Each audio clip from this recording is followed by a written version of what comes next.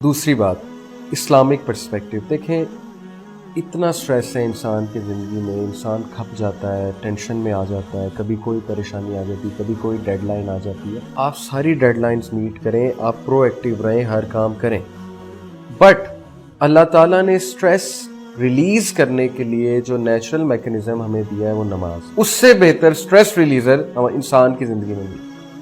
बहुत से लोग योगा करते हैं, एक्सरसाइज करते हैं स्ट्रेस रिलीज करने के लिए, वो बुद्धिस्ट टेक्निक्स जो हैं उन पे अमल करते हैं, लेकिन जब इस्लाम नमाज की बात करता है तो हम जो है वो एक कान से सुन के दूसरे कान से निकाल देते हैं। जबकि नमाज अल्लाह रब्बुल आलमीन की तरफ से, लॉर्ड ऑफ द यूनिवर्स की तरफ से हमें गिफ्ट दिया गया। मेराज के सफ़र पे नबी सल्लल्लाहु अलैहि वसल्लम को गिफ्ट दिया अल्लाह ने 5 वक्त की जो नमाज है। नमाज, एक नमाज के अगर आप 15 मिनट लगा लें, ये बहुत बता रहा हूँ मैं आपको, अगर 15 मिनट आप एक नमाज के लगा लें तो 5 नमाजों के हैं 75 मिनट। दिन में कितने मिनट होते हैं? 1440। 75 डिवाइडेड बाय 1440 7% भी नहीं बनता।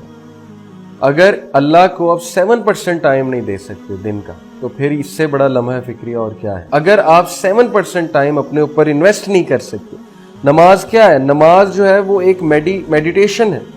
नमाज जो है वो स्पिरिचुअल ग्रूमिंग है आपकी। नमाज जो है वो आपका स्ट्रेस रिलीजर है। अगर आप अपनी डेवलपमेंट के लिए, स्पिरिचुअल डेवलपमेंट के लिए, मेडिटेशन के लिए 7% नहीं दे सकते दिन का, तो फिर आपका स्ट्रेसफुल होना बनता है, फिर आपका परेशान रहना बनता है। फिर कसूर किसी का नहीं है, फिर कसूर आपका है, फिर कसूर इंसान का खुद है।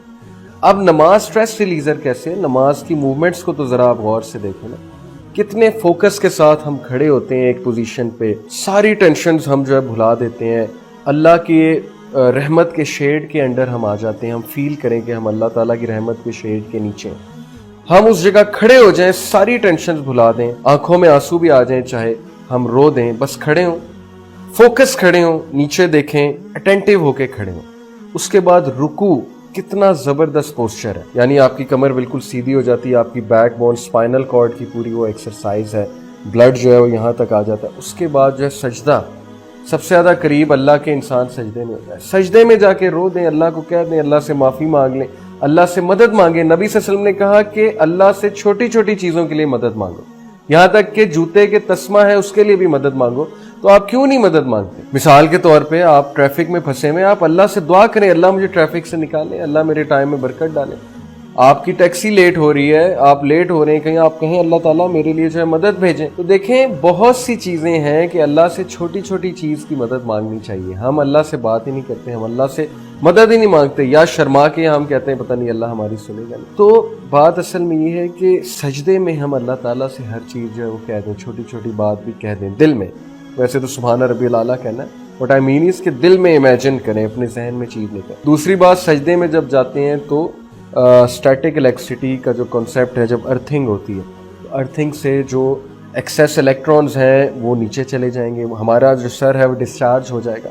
ओके, तो साइंटिफिकली प्रूवन है। तो it's a great activity headache के लिए भी, और आपको जो वो टेंशन है आपके दिमाग पे जो चढ़ी हुई है वो इंशाल्लाह दूर हो जाएगी सजदा करने से। फिर अत्तहिया, कितना जबरदस्त पोस्चर है। तो नमाज के आप पोस्चर्स पे कभी गौर करें तो आपको पता लगेगा ये तो पूरा योगा है, ये तो पूरी मेडिटेशन है। फिर आप अल्लाह से गुफ्तगू कर रहे हैं और 5 टाइम आप जा रहे हैं, 5 टाइम आप दुनिया के स्ट्रेसेस को पीछे करके अल्लाह ताला से बात करने जा रहे हैं, अल्लाह ताला के आगे झुक रहे हैं कि अल्लाह मैं अपने आप को सौंपता हूँ आपके हवाले, तो मेरे प्रॉब्लम्स को जो है please take care of my problems.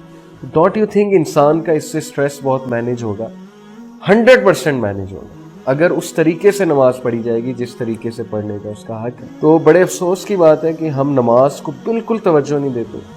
हम समझते हैं कि इस्लाम जो है वो बस हकूकुल इबाद है, अच्छे इंसान होना चाहिए, और नमाज को हम साइड पे कर देते हैं। तो ऐसा कैसे पॉसिबल है? नबी सल्लल्लाहु अलैहि वसल्लम ने फरमाया कि सबसे पहले क़यामत वाले दिन नमाज का सवाल होगा।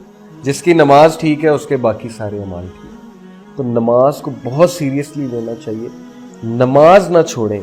दुनिया की कोई चीज़ छूट जाए, नमाज नहीं छूटनी चाहिए, चाहे हालात अच्छे हैं चाहे हालात बुरे हैं, नमाज हमारे हाथ से नहीं जानी चाहिए, क्योंकि नमाज चलेगी तो फिर सब कुछ चला जाए। तो होपफुली इंशाल्लाह it will be a beneficial reminder to all. सवाल स्ट्रेस मैनेजमेंट पे था, मैं नमाज पे इसलिए लाया हूँ क्योंकि मेरे नज़दीक नमाज से ज़्यादा बेस्ट टेक्निक और कोई नहीं है स्ट्रेस को रिलीज़ करने की। آپ اس کو آزمائیں. اگر پڑھ رہے ہیں مزید بیوٹیفائی کریں اپنی انشاءاللہ صلاح کو, اس پہ کام کریں اپنی صلاح پہ, انشاءاللہ یو ول سی کتنا چینج آئے گا.